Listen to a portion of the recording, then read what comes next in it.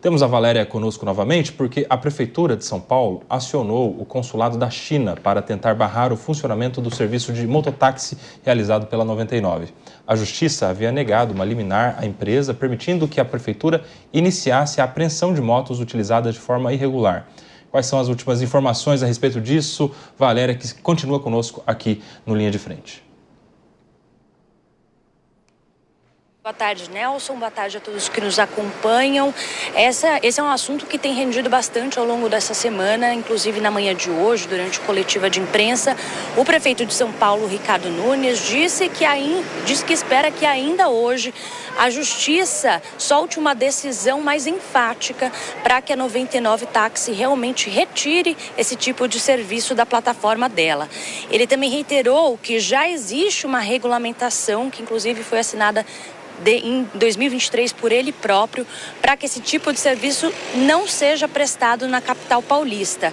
Lembrando que ao longo dessa semana a Prefeitura de São Paulo já notificou a 99 Táxi 2 vezes, dando um prazo aí de 24 horas em cada uma delas, para que a empresa retirasse o serviço do ar, do funcionamento do app, mas na verdade isso não aconteceu e ela simplesmente ignorou essas notificações da Prefeitura. Inclusive, segundo a própria empresa 99 Táxi, de terça-feira até amanhã de hoje foram realizadas pelo menos 50 mil corridas do tipo no aplicativo. A Prefeitura de São Paulo também nesse período realizou um pouco mais de 20 apreensões de mototaxistas. Diante disso, a 99 soltou agora há pouco um posicionamento dizendo que vai continuar apoiando os motociclistas parceiros, inclusive custear as questões associadas às apreensões realizadas pela Prefeitura de São Paulo e que os passageiros que estiverem nessas corridas onde ocorram essas apreensões das motocicletas, eles serão ressarcidos do valor dessa corrida. Enquanto isso, a gente segue aguardando para saber se a Justiça vai dar ao longo do dia algum parecer sobre esse assunto e qual será a medida tomada pela 99 Táxi. Eu volto com vocês. Muito obrigado, Valéria Luizetti, que esteve conosco trazendo informações importantes sobre a cidade de São Paulo, agora envolvendo esta polêmica, ô Bellucci, a possibilidade ou não do serviço de mototáxis, se a gente pode dizer assim, mas o transporte de passageiros por moto, que não é necessariamente táxi, porque não é serviço público, né? É serviço privado e que, segundo o entendimento da 99, é possível, segundo o decreto e o entendimento da Prefeitura, que foi amparado, inclusive, por uma decisão liminar, não é possível. Como é que você vê essa discussão, João Bellucci? Você vê, Kobayashi, que, como a gente vinha falando antes, essa excessiva judicialização, espero que esse tema não chegue até o Supremo Tribunal Federal também. A tendência é que chegue, né? Porque vão ter novos recursos. Mas é uma decisão de competência da Prefeitura, de fato, como política pública. E eu, pessoalmente, sou a favor de que exista o serviço. É mais uma opção para o consumidor, desde que atenda um regramento mínimo de questão de segurança. Várias cidades no Brasil têm esse serviço. A gente vive num país em que ganhar R$ 3.500 é considerado ser classe média. Então, assim, é um serviço mais barato, que é o principal para o consumidor, ele é mais barato. Acho que a Prefeitura deveria rever essa decisão. Agora, causa um estranhamento a Prefeitura fazer isso numa cidade em que o transporte público é deficitário. Você está tendo mais uma opção, inclusive em várias vias aqui de São Paulo, as principais, você tem uma faixa exclusiva hoje em dia para motos, então teria alguma segurança. É evidente que a moto é mais insegura que um carro, Isso é notório, mas o consumidor, ao contratar esse serviço, ele sabe disso. Então, ele pode depois avaliar o motorista, enfim. Eu acho que a Prefeitura andou mal em vetar esse serviço, e considerando que ele já existe em diversas cidades, e esperamos muito que o tema saia da Justiça e fique na competência do Parlamento aqui paulistano e dos seus respectivos vereadores, e não vá para o Supremo, que vai falar que não pode fazer isso e tal, sendo que a competência é 100% da Prefeitura. E, interessantemente, mesmo com a decisão liminar da Justiça, que reconhece a validade do decreto que proíbe o serviço em São Paulo, Leandro, a empresa continua operando. Inclusive, anunciou aí cerca de 50 mil corridas já realizadas. Como é que você vê essa insistência? A Prefeitura notificou a empresa para que ela deixe de prestar o serviço. Olha, Koba, de fato é uma situação super complexa, né? Porque está sendo muito agressiva a postura da empresa, né? E acho que num caso como esse não é uma agressividade que, digamos, está abrindo um mercado, como foi no caso do Uber, os conflitos que a gente viu, né? Eu acho que ali tinha o entendimento de que precisava se rediscutir o mercado de prestação daquele serviço e tal. Esse já foi discutido, a prefeitura já decidiu a respeito, né, e já decidiu pela proibição desse tipo de serviço baseado naquilo que foi debatido e definido pela Comissão de Mobilidade da cidade, né, que é algo que tem lá técnicos responsáveis por avaliar as formas mais seguras e eficientes de se deslocar na cidade de São Paulo. Mas eu não quero nem mencionar esses dados aí divulgados pela empresa. Eu quero mencionar outro, que é o seguinte: de 2023 para 2024, antes, portanto, da instituição desse serviço do 99 Táxi, né, as mortes de pessoas em motocicletas na cidade de São Paulo subiram 43%. Né? Muito em função dos entregadores de aplicativo que tem ali nessa forma de renda. Né? Mas aumentou o volume de pessoas usando moto também. Exato, porque por causa dos entregadores de aplicativo. Sim. Então, na medida em que você aumenta o volume de pessoas se deslocando por moto, né, nós temos um aumento vertiginoso do número de pessoas que morrem no trânsito na cidade de São Paulo. Então, eu acho que está claro que essa é a forma, e de todas as categorias de mortes no trânsito em São Paulo, acidentes com moto são aqueles que puxam o maior número de mortes. Em segundo lugar, vem os pedestres, né? E depois ciclistas. Quem está dentro do carro fica bem lá embaixo nessa conta, mas é um aumento de 43% no número de mortes, né, entre 2023 e 2024 de ciclistas. Imagina com essa quantidade de pessoas, muitas vezes sem experiência no deslocamento de moto, não estou falando de quem pilota, estou falando de quem vai de carona, né, numa situação de perigo que é o trânsito de São Paulo. Então, eu vejo com bastante preocupação que a empresa esteja sendo tão agressiva assim no desrespeito de uma definição que, bem ou mal, é uma forma de regular esse mercado. E você, Ricardo Rous? Acho que tem 2 pontos importantes aqui, concordando bastante nesse aspecto com o Leandro. Olha aquilo, vai chover hoje. Já choveu. Já está chovendo, inclusive. Não, mas acho que tem 2 pontos importantes. O primeiro é o seguinte: se de fato forem verdadeiros os dados que a empresa apresentou de mais de 50 mil pessoas utilizando o serviço em menos de 24 horas, quer dizer que uma boa parte da população tem interesse nesse serviço. Tem demanda, né? Tem demanda e a população tem interesse em transportar dessa forma.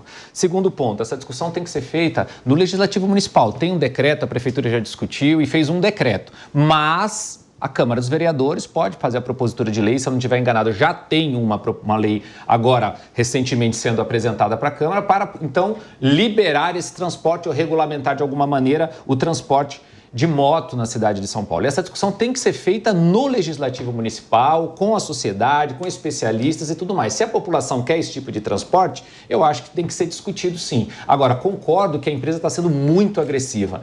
Goela abaixo, vai ser judicializado, vai ser mais uma questão que provavelmente vai para o Supremo Tribunal Federal também, infelizmente, como diversas outras aqui no Brasil. Mas é uma postura muito complexa. E para que a nossa audiência fique melhor informada, a gente noticiou, inclusive, que a Prefeitura foi procurar o consulado da China. Por quê? Porque é uma empresa chamada Didi Global, é quem comprou a 99 lá atrás e hoje é detentora da 99. Ou seja, a Prefeitura está buscando um caminho também de diálogo através do governo chinês para tentar resolver essa pendenga que parece que não vai acontecer, já que a 99 diz que vai ajudar os mototaxistas, os seus parceiros ali, inclusive com apoio jurídico. Ou seja, parece que eles estão dispostos a comprar uma briga grande.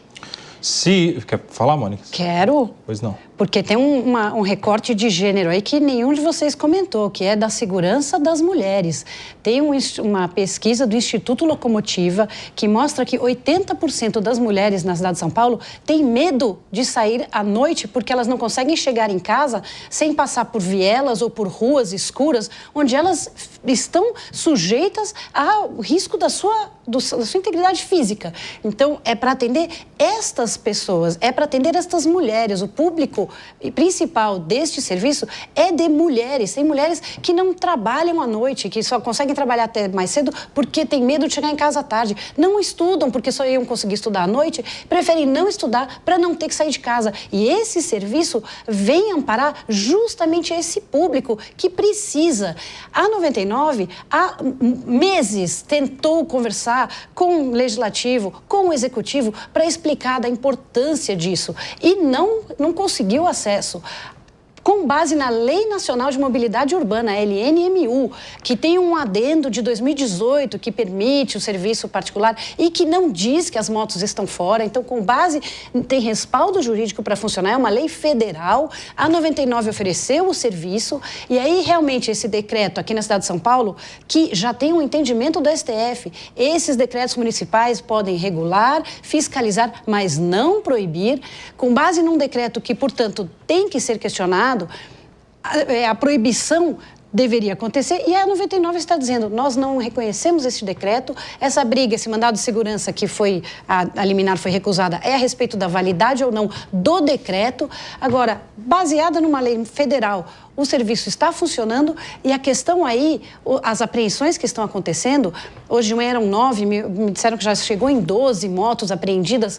Tem motocicleta sendo apreendida que o cara nem está prestando serviço. Eu ouvi no rádio um rapaz dizendo ele dá carona para a vizinha, para ela ir trabalhar todo dia de manhã, antes do sol nascer, eles saem quando ainda está escuro, ela tem medo de sair sozinha, ele dá carona para ela até o ônibus. Esse rapaz teve a sua moto apreendida porque estaria prestando serviço de mototáxi. Então, a gente tem que tomar muito cuidado. A realidade é que o prefeito deveria acabar com esse decreto. Tem várias cidades no Brasil que fornece esse serviço.